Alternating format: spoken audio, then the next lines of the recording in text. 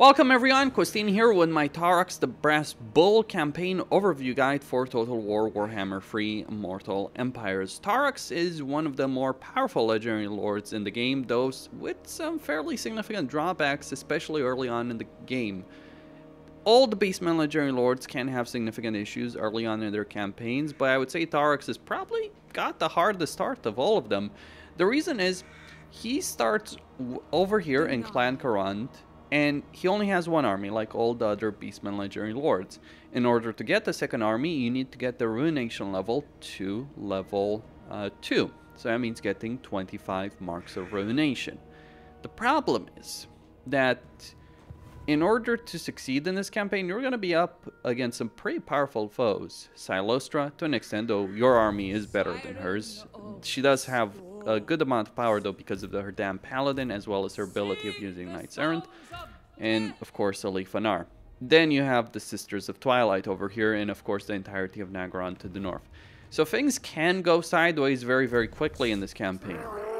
Another downside for every Beastman is that the auto-resolve really hates you. You have units with very low armor and not necessarily the best leadership in the world, so if you're playing a Beastman campaign, do expect to have to fight a lot of manual battles, especially early on in your campaign. If you're playing Taurox, do expect to fight a lot of manual battles in general. You're not going to be able to escape that. Later on, once you get access to some really, really good units over here, yes, you can obviously auto-resolve things, but you're probably going to have to fight a ridiculous number of battles manually. If that's your thing, go for it. If you can't stand it, this is not a campaign recommended for you.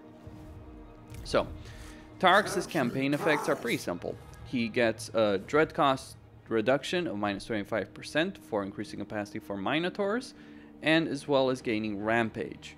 So, maintaining momentum, you receive benefits from maintaining momentum. Basically, winning battles gives you benefits. You have 3 levels of Rampage. At tier 1, you can choose to get a bit of Dread, Ward Save, Blood Greed, one of these choices. At tier 2, you get Savage Rampage. Once you succeed with that, you get more Dread, as well as Dread gained from battles for his army, 25%.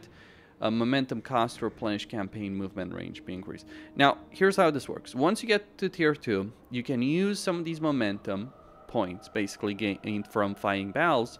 You can use some of these to reset his campaign movement points. This can be very significant because it means you can fight a biblical level of battles every single turn. This works great, not necessarily early on, but once you start going as Taurox, you won't stop going, really. Like, this is the thing. Some people would say, oh, including Legend of Total War, would say, oh, this campaign is one of the strongest in the game. He's not wrong in that. But then he also says Skarbrand is one of the strongest in the game. I'm going to say this bluntly. Between Skarbrand and Taurox, Taurox beats the crap out of Skarbrand any single day. Because while he's not necessarily as ridiculous in individual battles, he has a lot more potential in his campaign. Like, just being able to do this is ridiculous. Then Cataclysmic Rampage.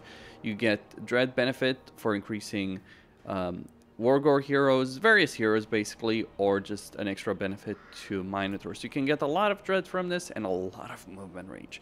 And the way the Beastmen work is that when you take over a settlement, when you win a settlement battle, you can either raise a Hearthstone or burn it to the ground and replenish your movement points to a certain extent, gaining money. Taurox can further use this. Now, of course, a rampage will eventually end once you fill this up, once you get enough rampage marks, but still, it is a ridiculous amount of movement that you can gain. On top of that, once you get enough marks of ruination, you get army capacity. And the way it works is, you take over a settlement, you raise a Hearthstone.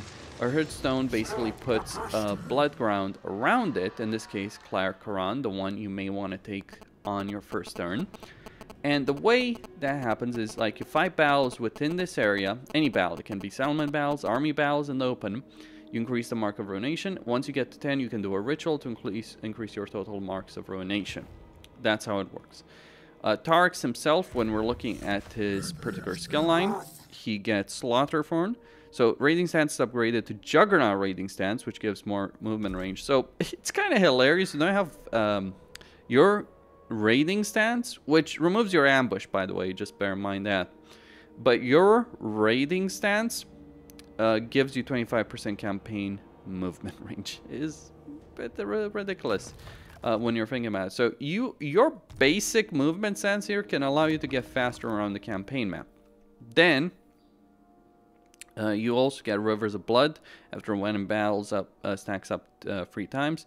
And you have the ability Blood Beast. Blood Beast is basically an AoE. It's not especially powerful, but it can basically allow Taurox to go into the fight and then get out of it, because he's not necessarily with the highest amount of mass.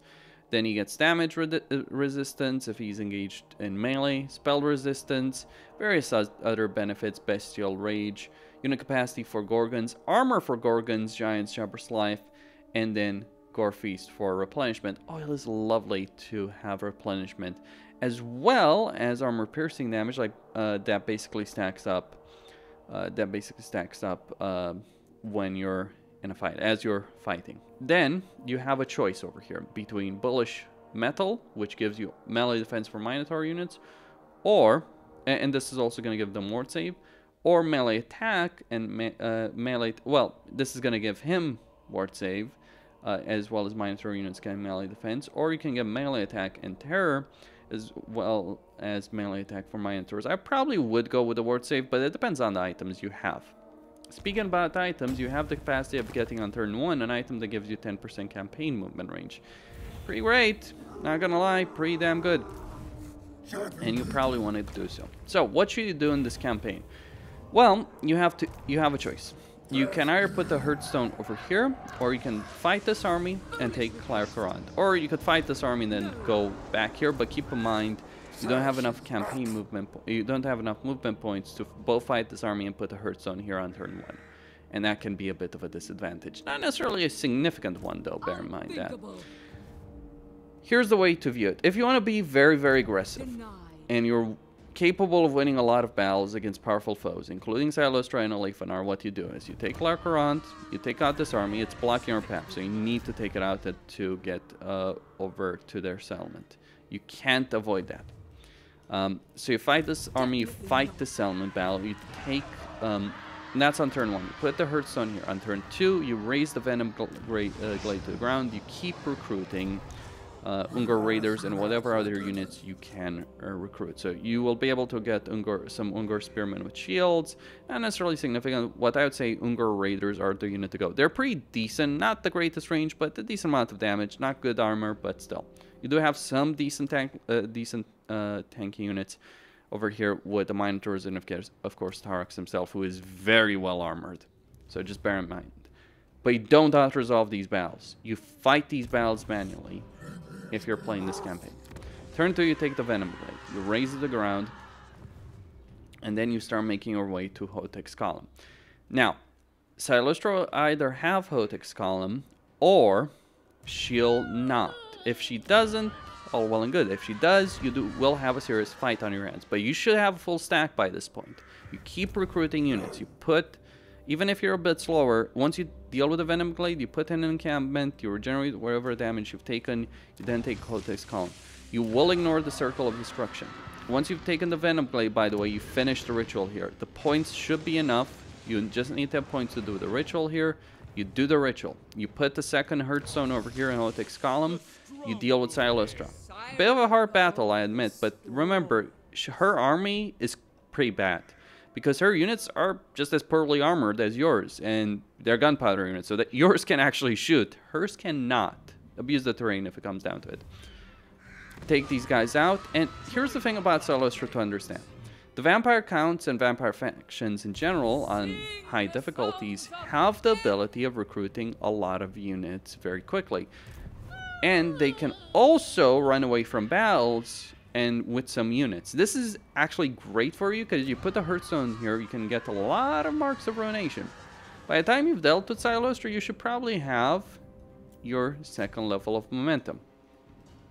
What you do at that point is you go over here for, you can either, once you've taken this Anar province, you can either finish a Lefanar. You shouldn't finish this ritual quickly. You can either go directly for a Lefanar, or let the Lefanar fight these Dark Elves, so that the monoliths are vulnerable. Like, you do have a choice. You can either go for the monoliths, pick the fight with Leafanar, or finish up these guys and then attack from the west as opposed to the south.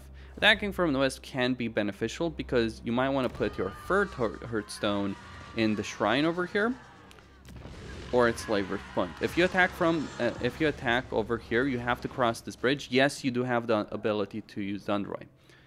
But if you do deal with the Circle of Destruction, you might want to do the ritual here at this point, by the way, before going for a Leafanar. Or you might want to eliminate the monoliths from the west before doing the ritual. Once you do the ritual, you should be able to get your second army, start recruiting a bunch of Wingor Raiders for that army. And when it comes to your Dread, you could save it up just to get the Legendary Lord, but my advice would be wait a bit on that, because you can actually benefit greatly from these guys gaining some levels in their own campaigns. Khazrak will die very quickly, but Malagor and Mogor do actually have some survivability here. You may want to increase your Hearthstone levels, because Hearthstones at level 1 can be very vulnerable. Once you start upgrading their levels, it becomes a Dark Fortress. Well, not quite Dark Fortress, but fairly formidable from a defensive perspective. Beyond that, you may want to spend Dread on getting new Horde armies at tier 2. Like, I would always get Hearthstones to tier 2, then obviously get Horde armies, or maybe save up 1,000 just to get Lords and Heroes at rank 5 as opposed to just Horde army at tier 2. Though obviously getting all of this can be very substantial. Either way, you are going to pick a fight with Leafanar. Try and separate his forces, because he has really powerful units. He personally won't stand up to you in a duel, but his Shadow Warriors can be formidable. But if you can take the shrine over here, like raise the monoliths, take the shrine, put a third Hearthstone here, raise all these elements, you'll get a lot of troops. That's the aggressive path. It's risky, you can lose, by the way. You don't have a lot of early game strength. But if you do manage to do that, you will start really getting a lot of momentum benefits. Like, actually, once you've dealt with Silos, you should be on momentum level 2, so you can run in circles around Leafanar's armies to your advantage. The more passive approach, which is perfectly viable in its own way, is you put a Hearthstone here. And the army here will eventually attack it, but you do have an ambush stand, so you can use that. You can, like, just take the Hearthstone, and then after that turn is ended, basically put Taurox in ambush stance, wait for this army to attack the Hearthstone, or just even move north, build a structure over here at the Hearthstone, and move north. If you're pre-hardcore, if you want to try and defeat this army, because it's going to get more units if you ignore it, and it will attack your Hearthstone, because if you use it as a vulnerability, you might be able to defeat it, which is the garrison, though. Very risky. You couldn't, if you want to be safer on that subject, you put the Hearthstone down, you wait with Taurox in ambush, they will eventually attack it, you take them out. Now you have a Hearthstone that has these elements as vulnerable points. Now, bear in mind, not taking this provincial capital can hurt you, but it's easier to deal with this minor Dark Elven faction than dealing with Leafanar and Silostran. The thing is, Silostran and Leafanar, if you ignore them, will end up at war with each other and weaken themselves, which is something you can benefit from. But what you can also do, like the Ogres will take this mountain, you take them out, right? And keep in mind, they have this camp over here as well, which I believe would be in this province. Like, it would obviously count to eliminate their armies over here for your Mark of Ruination meter. So you can benefit from destroying this army, getting some Marks of Ruination, though of course you would have 0 by default, getting here. And then you have the Skaven over here, by the way. They may take over this element, you can burn that to the ground as well. And if the Skaven take this element, yeah, destroy that. Like, basically, because this doesn't start under anyone's control. The Skaven start control of it, but the Ogres will likely take it. Or if they don't, you take it, burn it around, wait for someone else to take it back, use the ambush stance, burn it again, and again, and again, and just build up a lot of Marks of Ruination. Playing a bit safely and passively can be beneficial in Beastman campaign, because you really benefit if you can get a lot of Marks of Ruination quickly. Like, if you can get 2 armies very quickly in your campaign, that's a lot of power. And of course, regiments around, you have a huge list of regiments around, Dread, all that. So being a bit more passive as Taurox might actually be the smart thing.